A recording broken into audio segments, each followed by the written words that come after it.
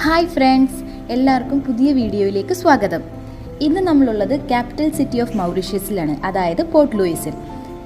Port ലൂയിസിലെ കോഡൻ water ഫ്രണ്ടിലേക്കാണ് നമ്മളിന്ന് വന്നിരിക്കുന്നത്.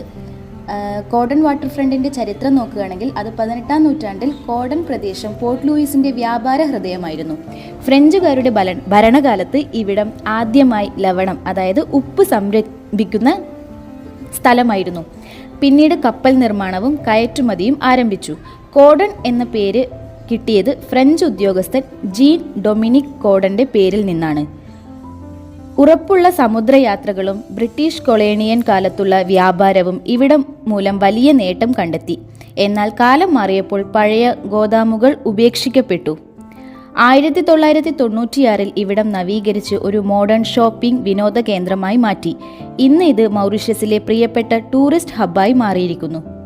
ഇന്നത്തെ വീഡിയോ എല്ലാവർക്കും ഇഷ്ടപ്പെട്ടു എന്ന് വിചാരിക്കുന്നു. എല്ലാവരും ലൈക്ക് ചെയ്യുക, ഷെയർ ചെയ്യുക, സബ്സ്ക്രൈബ് ചെയ്യുക. Thank you.